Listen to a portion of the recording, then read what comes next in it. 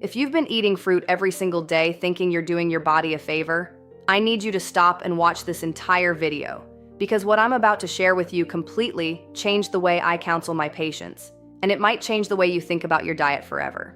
I'm Dr. Abigail Brooks, and today we're talking about something that almost no one in the health space is willing to say out loud: certain fruits that are widely considered healthy. Fruits you probably have in your kitchen right now may actually be accelerating prostate growth, disrupting your hormone balance, and quietly working against your long-term health as a man.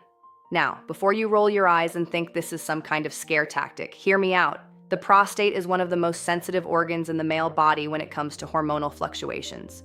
And what you eat every single day has a direct, measurable impact on the hormones and inflammatory pathways that either keep your prostate healthy or push it toward enlargement, irritation, and dysfunction.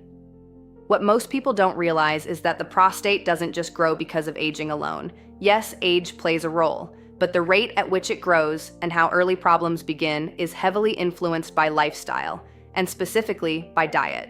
I've seen men in their early 40s already showing signs of benign prostatic hyperplasia, which is just the medical term for an enlarged prostate. And when I dig into their diets, patterns emerge consistently. And fruit, specific kinds of fruit, comes up more often than you'd think. So let's get into it.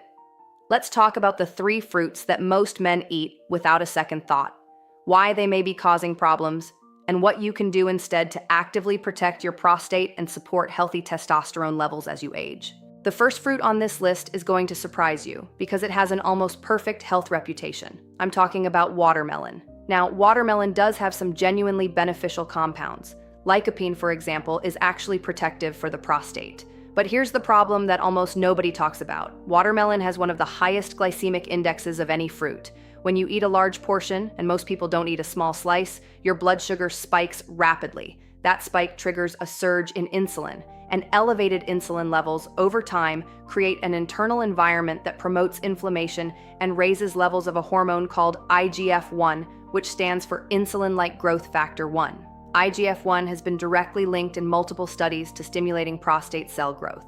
So while the lycopene in watermelon is doing one thing, the sugar load is doing something else entirely. And for men who are already predisposed to prostate issues or who have borderline blood sugar, that trade-off is not worth it. It's not that you can never eat watermelon again, it's that eating it regularly in large amounts on an empty stomach is a habit that works against you. And most men who eat watermelon do exactly that. A huge bowl on a hot afternoon, nothing else in their system. That's the pattern I want you to break. The second fruit is one that gets marketed aggressively as a superfood for men: dried fruit. And I'm specifically calling out raisins, dried mango, and dried apricots, though this applies broadly. Drying fruit removes the water content, which concentrates the sugar dramatically. A small handful of raisins can contain the sugar equivalent of eating several full servings of grapes. The fiber is still there, which is good, but the sugar density is extreme. And the relationship between chronically elevated blood sugar, insulin resistance, and prostate health is one of the most underappreciated connections in men's preventive medicine. Here's what's happening on a hormonal level. When insulin sensitivity drops, which happens gradually when you're consistently spiking blood sugar, your body begins converting testosterone into estrogen at a higher rate. That process, called aromatization, is driven by an enzyme called aromatase, which is found in fat tissue. The more metabolic dysfunction you have, the more this conversion happens. So you end up with lower free testosterone, higher estrogen relative to testosterone, and a hormonal environment that actively promotes prostate tissue growth. Men come to me wondering why they feel tired, why their drive is lower, why they're waking up twice a night to urinate, and often the answer is sitting in their pantry.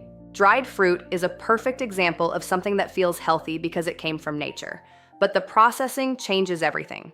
Fresh fruit in reasonable portions, eaten with other foods that slow sugar absorption, is a very different thing than a handful of concentrated dried fruit as a snack. Context matters enormously. Now, the third fruit, and this one is genuinely controversial because the research is mixed and the food industry has worked hard to keep it out of the conversation, is grapefruit. Grapefruit affects the way your body metabolizes certain compounds, including hormones. It inhibits a group of enzymes in your gut and liver, specifically CYP3A4, that are responsible for breaking down and clearing estrogen from your body. When those enzymes are suppressed, estrogen circulates longer. It doesn't get cleared as efficiently. And in men who already have higher estrogen levels, which becomes more common with age and with increasing body fat, grapefruit can quietly make that hormonal imbalance worse. Now, if you're on certain medications, your doctor has probably already warned you about grapefruit for this exact reason, because those same enzymes process many common drugs. But what most men don't hear is that this same mechanism matters for hormone metabolism. If you're eating grapefruit regularly and you're dealing with symptoms like low energy, reduced libido, difficulty maintaining lean muscle, or urinary symptoms related to the prostate, this is worth paying attention to. It may not be the sole cause, but it's a variable that's easy to eliminate and worth taking seriously. I want to be very clear about something. I am not telling you that fruit is bad. Fruit, broadly speaking, is far better than processed food, refined carbohydrates, and the ultra-processed snacks that dominate the modern diet. What I am telling you is that specificity matters. Not all fruits are equal for every person, and for men who are actively trying to protect their prostate, support healthy testosterone, and reduce chronic inflammation. The details of what you eat matter more than general rules like eat more fruit. So what should you be eating instead? Let me give you something concrete.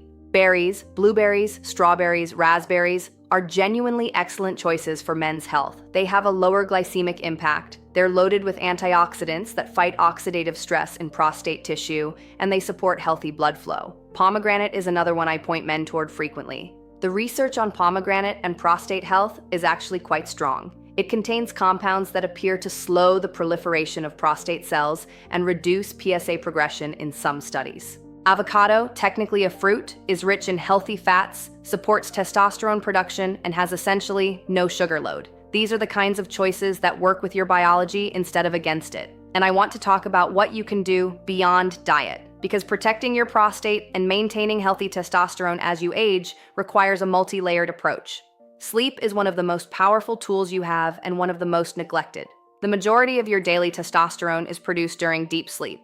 When you consistently get less than 7 hours, your testosterone production takes a measurable hit.